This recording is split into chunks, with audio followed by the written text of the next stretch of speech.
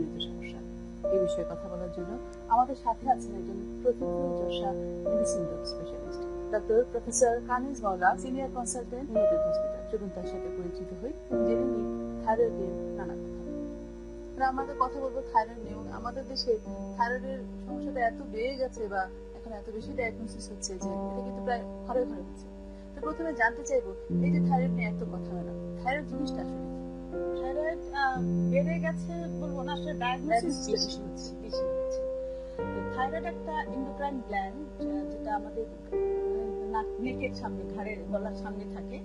এটা এমনিতে সাধারণভাবে বোঝা যায় না, কিন্তু যখন এটা অসুখ হয় তখন এটা ফুলে যায় বা তখন দৃশ্যমান হয়ে ওঠে। তো এটাই হচ্ছে থাইরয়েড গ্ল্যান্ড। আর এটার কাজ হচ্ছে কিছু হরমোন সিক্রেশন করা। হরমোন তো অনেকেই জানেন, তুমিও জানো, যেটা খুব অল্প পরিমাণ একটা জিনিস, যেটা মিশ্রিত হয় এবং শরীরের সমস্ত মেটাবলিজম থেকে শুরু করে গ্রোথ, খাওয়া দাওয়া, অ্যাপেটাইট সবকিছুর উপরে এটার ফাংশন আছে।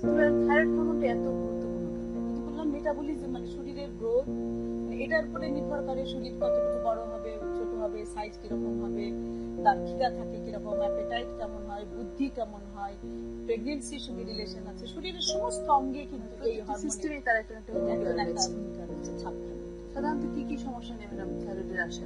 থাইরয়েডের তো ধরো দুই ধরনের সমস্যা হয়। একটা হচ্ছে স্ট্রাকচারাল, যে জিনিসটা আছে সেটা শেপটা নষ্ট, বড় হয়ে যেতে পারে, নষ্ট হয়ে যেতে পারে।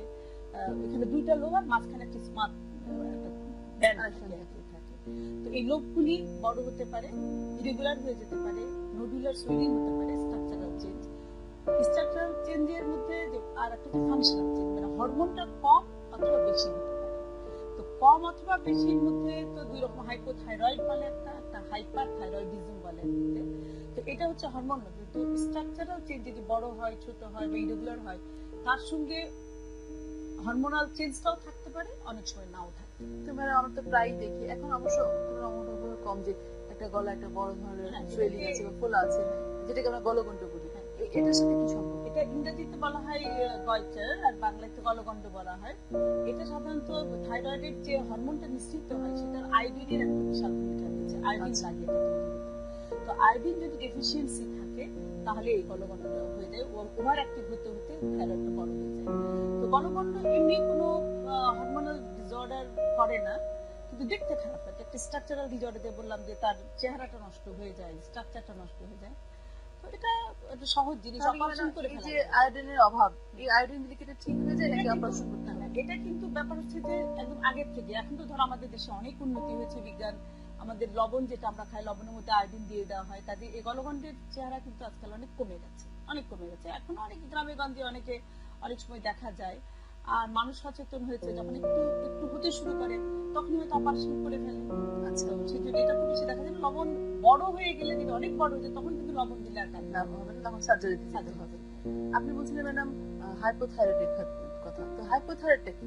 আসলে আমি বললাম যে দুইটা জিনিস, ফাংশনাল আর একটা ফাংশনাল। যে হরমোন যেটা সিক্রেট করে, যদি এটা বেশিও সিক্রেট করতে পারে, কম সিক্রেটও করতে পারে। সিক্রেটটা করতে পারে আসলে আমাদের গ্ল্যান্ডটা যদি আমাদের এই গলার সামনে থাকে, কিন্তু এটার কার্যক্রম নিয়ন্ত্রিত হয় আমাদের মস্তিষ্কের ভিতর থেকে। পিটুইটারি গ্ল্যান্ড বলে একটা গ্ল্যান্ড আছে, সেখান থেকে হরমোন সিক্রেশন হয়ে এটা নিয়ন্ত্রিত হয়।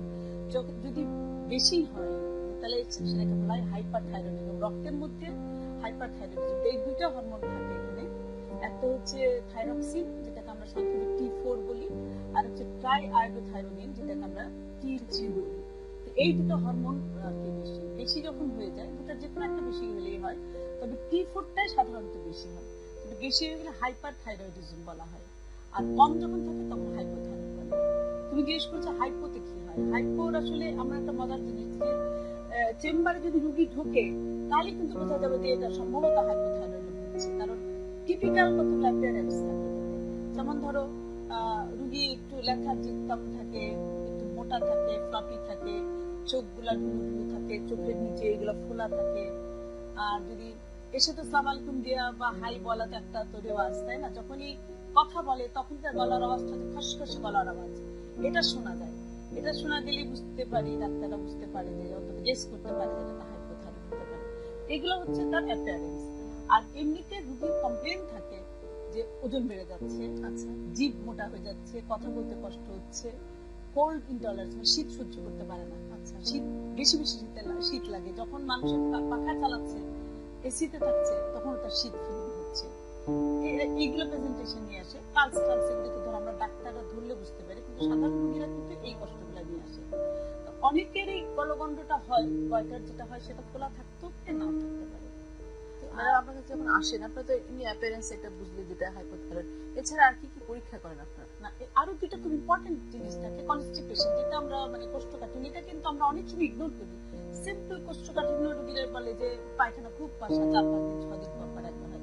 এটা কিন্তু থাকলেও আমাদের মাথায় আনতে হবে যেটা গলগীয় হতে পারে, হাইপোথাইরয়েড হতে পারে।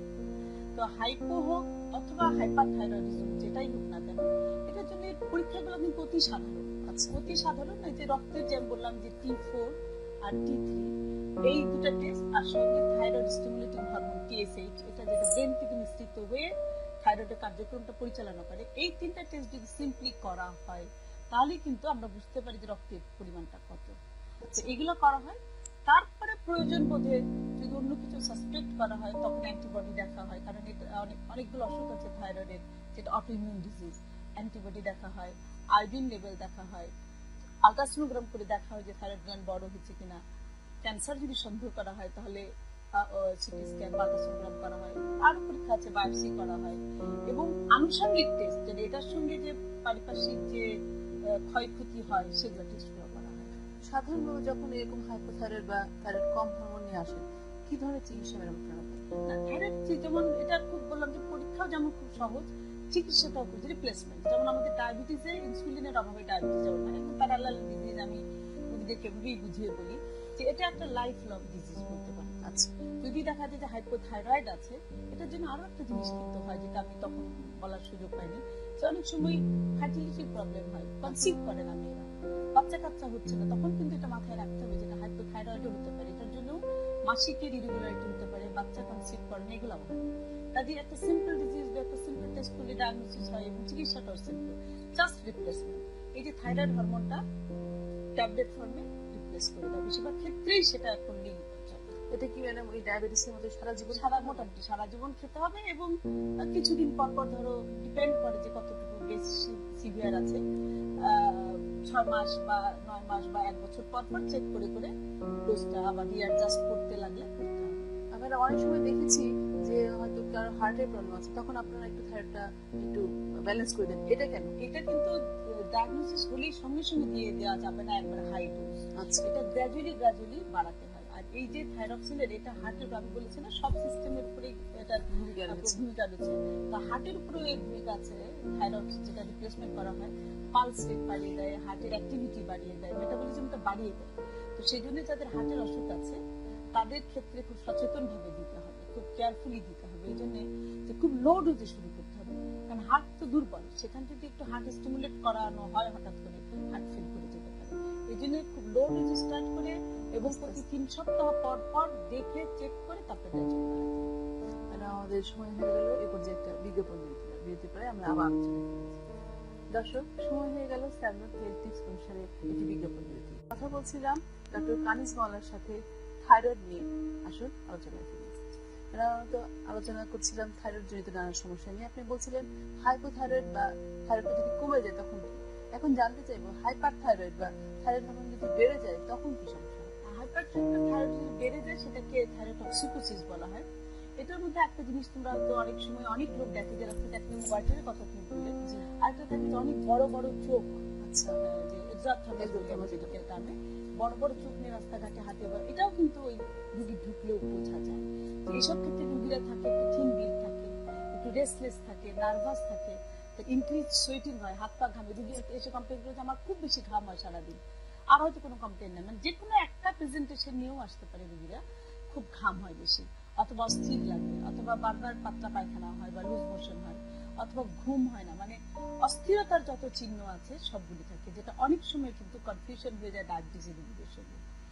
ডায়াবেটিসও এরকম কিন্তু অস্থিরতা হয়, ওজন খাচ্ছে কিন্তু ওজন কমে যাচ্ছে, রেস্টলেস লাগে, এটা মাথায় রাখতে হবে।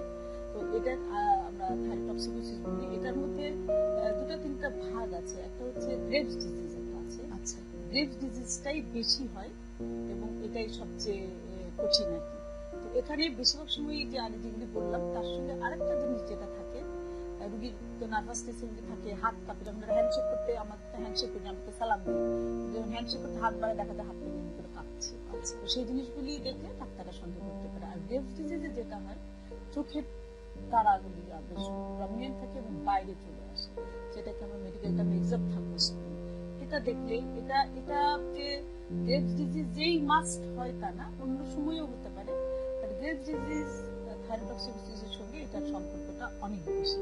এটা থাকলে চিকিৎসা তো লাগবে, এমনিও লাগবে। এক্ষেত্রে কি ম্যাডাম আপনারা ব্লাড টেস্ট করে বুঝতে পারেন? হ্যাঁ, হাইপারথাইরয়েড সিম্পল টেস্ট কিন্তু অনেক সহজ, জাস্ট হরমোন টেস্টটা করলেই, থাইরয়েড লেভেলটা দেখলেই বোঝা যাবে যে তার থাইরয়েডক্সিকোসিস আছে কিনা।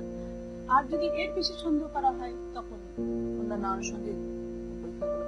এই ক্ষেত্রে আপনারা কি ধরনের চিকিৎসা? না, এই ক্ষেত্রে ধরো বিটা ব্লকার বলে যে একটা ড্রাগ আছে, সেটা কিন্তু ফার্স্ট লাইন ড্রাগ। সেটা আর বিশেষ করে যদি ফার্স্ট প্রেজেন্টেশন হয়, অনেক সিভিয়ার ফর্মিয়া হয়, বা হঠাৎ করে ধরো, যেহেতু এরকম অনেকগুলি আছে, এরকম একটা থাইরয়েডের ডিজিজ কিন্তু, যেহেতু আমি বলেছি থাইরয়েড হরমোন হার্টের উপর চাপ ফেলে, হার্ট ফেলিও আসতে পারে। আচ্ছা, তো সেসব ক্ষেত্রে বিটা ব্লকার নামের একটা ওষুধ, সেটা কিন্তু ফার্স্ট লাইন ড্রাগ, সেটা দিতে হয়।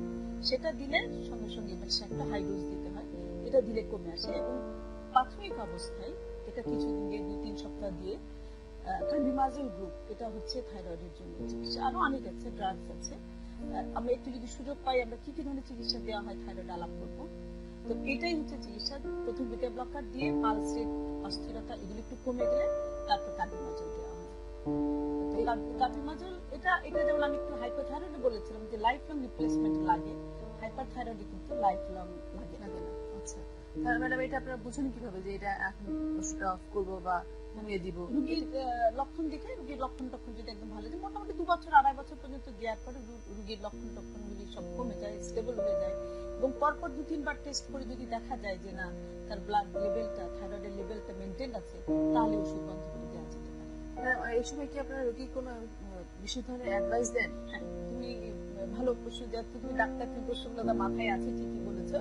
যে থাইরয়েডের যে, যেমন আমরা থাইরক্সিন আমরা যে যখন আমরা দিচ্ছি, তখন যে প্রিকশনটা নিতে হয় যে স্লো ডোজে যদি বাড়ানো, এখানেও যে বিটা ব্লকার দেওয়ার সময় আমাদের সাবধানতা অবলম্বন করতে হবে যে যাদের অ্যাজমা আছে তাদের কিন্তু দেওয়া যায়। বিটা ব্লকার যদি আমি হচ্ছে ফার্স্ট টাইম ড্রাগ, কিন্তু বিটা ব্লকারের অনেক রোগী তো কম্বিনেশন থাকেই, অবশ্যই এটাই বেশি। তাহলে হাঁপানি যদি থাকে যাদের, তাদের কিন্তু দেওয়া যাবে না। আরো অনেকগুলো ডিজিজ আছে, সেগুলি ডিসকাস নাই করলাম। বিশেষ করে হাঁপানি বা অ্যাজমা তো একটা কমন রোগ, সেটা যদি কারো থাকে তাকে কিন্তু এটা দেওয়া যাবে না, সেটা মনে রাখতে হবে। সেক্ষেত্রে ম্যাডাম আপনারা সেক্ষেত্রে আমরা প্রথমে কার্বিমাজলে চলে যাবো। আচ্ছা, কার্বিমাজলে চলে যাবো। কার্বিমাজলেরও একটা প্রবলেম আছে, এটা আমরা রুগীকে দিয়ে, ধরো দূরের থেকে রুগীরা যদি আসে, একটু হাই ডোজ প্রথমে দিতে হয়, 3টা করে 3 বার ডোজ দিয়েছি না। তো এটা দিয়ে যদি আমি বলে দিই ঠিক আছে চলে যান, আসেন অনেকদিন পর, তা কিন্তু হবে না, কারণ এটা অনেক সময় সাইড এফেক্ট হয়। আচ্ছা, স্কিন র্যাশটেশন হতেই পারে, যে কোনো ওষুধে তো গ্যাস্ট্রিক আপসেট করতে শেষ হতে বেশি যেটা হয় যে ব্লাড ডিসঅর্ডার হয়ে যায়, থ্রম্বোসাইট ব্লাডে গ্লুকোনিটা কমে যায়, কমে গিয়ে ইনফেকশন হয়ে যায়। তো এটা রুগীরা বুঝবে কি করে? রুগীরা বুঝবে গলাতে ইনফেকশন হচ্ছে, গলা খুশখুশ করবে। তো আমরা বলে দিই রুগীদেরকে, গলা যেটা সহজভাবে বললে রুগীরা বোঝে যে আপনার গলার মধ্যে ব্যথা হতে পারে, টনসিলের মতো আপনার একটু বুঝতে করে বলে সঙ্গে সঙ্গে ওষুধ বন্ধ করে দেবে। এটা আমাদের বলে ডাক্তার শেখানো কথা। কারণ যদি কন্টিনিউ করতে থাকে তাহলে কিন্তু ব্লাডের প্রবলেম হয়ে যায়। আচ্ছা ম্যাডাম, এবার একটু জানতে চাইবো যে প্রেগন্যান্সির সাথে আপনি বললেন যে থাইরয়েডের ওতপ্রোতভাবে সম্পর্ক রয়েছে। নিশ্চয়ই। তো এই প্রেগন্যান্সিতে যদি হাইপোথাইরয়েড বা হাইপারথাইরয়েড হয়, তখন আপনার প্রেগন্যান্সিতে এটা তো ধরো চাইল্ড বিয়ারিং এজে তো থাইরয়েড থাকতেই পারে, এটা যে কোনো এজেই হতে পারে, একদম বাচ্চাদেরও হয় না, আবার খুব বয়সে হয় না। চাইল্ড বিয়ারিং এজে তো অবশ্যই হয়। এবং একটু আগে বললাম যে কনসিভ করতে সমস্যা হয়, তারপরে যদি কনসিভ করে যায় তখন আবার ডাক্তারদের আরেক ধাপ সচেতন আছে হবে। কারণ প্রেগন্যান্সিতে এই যে আমি একটু আগে বললাম যে কার্বিমাজল, এটা কিন্তু আবার দেওয়া যায় না। আচ্ছা, একটা রোগী যদি কার্বিমাজল খাচ্ছিল, তার মধ্যে প্রেগনেন্ট হয়ে গেল, তখন কিন্তু এই ওষুধটা তাকে দেওয়া যাবে না, তখন ওষুধটা চেঞ্জ করে ফেলতে হবে। আরো ওষুধ আছে, প্রোপাল থাইরয়েডাসিন নামে একটা ওষুধ আছে, এই ওষুধটা তখন প্রেগনেন্সিতে দেওয়া যেতে পারে। আর হাইপো যদি থাকে, হাইপোথাইরয়েড যদি থাকে, তাহলে যে থাইরক্স খাচ্ছিল সেই থাইরক্স কন্টিনিউ করে দেওয়া যেতে পারে, কোনো অসুবিধা নেই। হাইপারের জন্য সবগুলো ওষুধ দেওয়া যাবে না। আর দ্বিতীয় কথা হলো যে এই যে ওষুধগুলো দেওয়া হয়, সেই ওষুধগুলো কিন্তু যে প্লাসেন্টা যে থাকে, প্লাসেন্টাল ব্যারিয়ার ক্রস করে বাচ্চার শরীরে চলে যায়, কাজে এই এফেক্টটা বাচ্চারও হতে থাকে, যে ক্ষেত্রে বাচ্চারা উঠে থাকে বা হাইপারথাইরয়েডের যে ওষুধ সে বাচ্চা যাচ্ছে বাচ্চার এফেক্টেড হচ্ছে, কাজে এটা ডাক্তারকে সচেতন হতে হবে। যে মুহূর্তে বাচ্চা বার হয়ে গেল তখন তো কাট হয়ে যাচ্ছে, সেই জন্য বাচ্চাকে সবসময় কেয়ারফুলি উল্টা ওষুধটা দিয়ে তাকে বাচ্চাকে সেভ করতে হবে। আর যেসব মা রয়েছেন ম্যাডাম যে হয়তো হাইপারথাইরয়েডে ভুগছেন, আপনি বললেন থাইরক্সিনের কোনো দরকার নেই, বাচ্চাকে ফিড করাচ্ছেন বা না সেটা হচ্ছে সেক্ষেত্রে মিনিমাম সিক্রেশন হয় ব্রেস্ট মিল্ক দিয়ে, তাতে বাচ্চার কোনো সমস্যা সেটা কি আপনি দুই ধরনের ড্রাগই আমরা তখন দেওয়া যেতে পারে, কার্বিনজল বা তখন দেওয়া যেতে পারে। কারণ যে পরিমাণ সিক্রেশন আসে সেটা কোনো সমস্যা করে না। ম্যাডাম আপনি তো বললেন যে থাইরয়েডে অনেক রকম ওষুধ আপনারা ইউজ করেন, তো এই যে ওষুধ ছাড়া অনেক সময় দেখেছি আপনারা অনেক রকম থেরাপিও দেন, এই চিকিৎসাগুলো থাইরয়েডের জন্য আসলে 3 ধরনের ব্যবস্থা আছে। একটা হচ্ছে যে ওষুধ রিপ্লেসমেন্ট ড্রাগ থেরাপি, আর একটা হচ্ছে আয়োডিন দেওয়া হয় অনেক সময়, আর একটা হচ্ছে সার্জারি। তো সার্জারিটা কখন করতে হবে? সার্জারিটা সাধারণত ম্যালিগন্যান্সি যদি থাকে, ক্যান্সার যদি থাকে, দুইটা কারণে করা হয়। একটা যদি ক্যান্সার থাকে তাহলে তো রিমুভ করতেই হবে, আর একটা যদি স্ট্রাকচারাল চেঞ্জ আমরা প্রথম থেকে শুরু করেছি, যদি বড় একটা কসমেটিক পারপাসে, তো ধরো একটা ইয়াং সুন্দরী মেয়ে বা ছেলে যেই হোক না কেন গলার সামনে একটা জিনিস নিয়ে ঘুরে বেড়াচ্ছে, তাহলে তাকে ওটা ফেলে দিতে হবে। ফেলে দেওয়ার পরেও কিন্তু সমস্যা শেষ হয় না। ফেলে দেওয়ার পরে তাকে কিন্তু হরমোন, যেহেতু পড়েই গেল ব্লাডটা, আর তো হরমোন সিক্রেশনে যাওয়া নেই, তখন হরমোন রিপ্লেসমেন্টটা দিয়ে যেতে হবে। সেটা সার্জারি করা হয়। আবার ধরো ক্যান্সার হচ্ছে বা সাসপেক্টেড ক্যান্সার, তখনও করা হয়।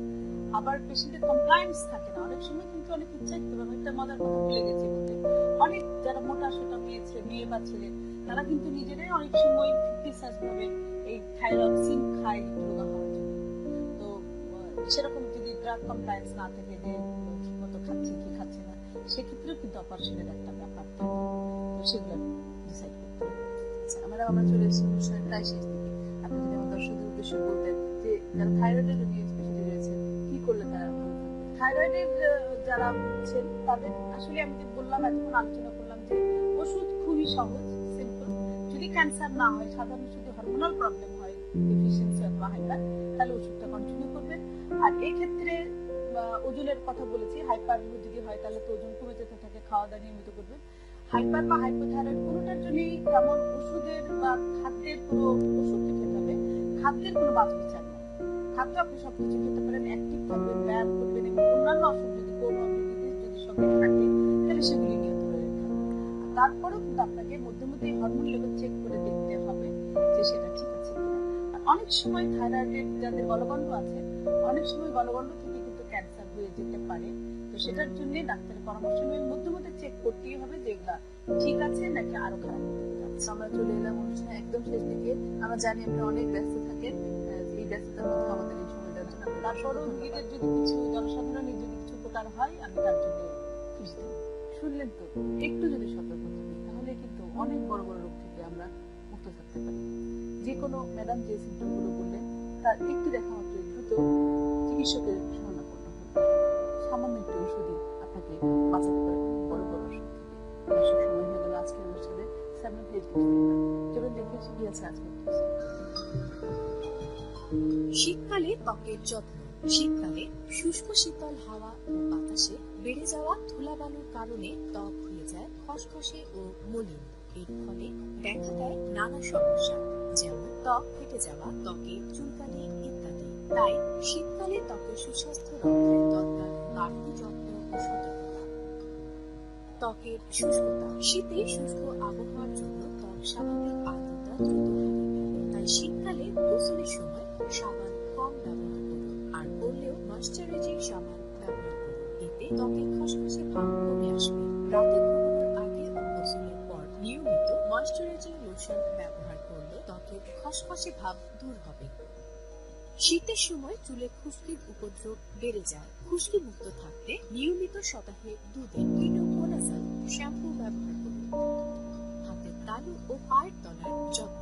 এই সময় 10 ভাগ ইউরিয়া ভেসলিন লাগালে হাতের তালু অনেকটা মসৃণ হয়ে আসে। শীতে অনেকের পায়ের তলা ফেটে যায়। 5 ভাগ স্যালিসাইলিক অ্যাসিড অয়েন্টমেন্ট অথবা ভেসলিন নিয়মিত মাখতে পারেন। মুখের যত্ন।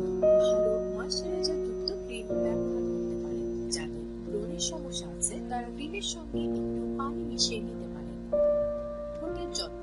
ঠান্ডা বাতাসে ঠোঁট বারে বারে ফেটে যায়, কখনো এতটাই ফেটে যায় যে চামড়া উঠে আসে ও রক্ত বের হয়, কখনোই জিভ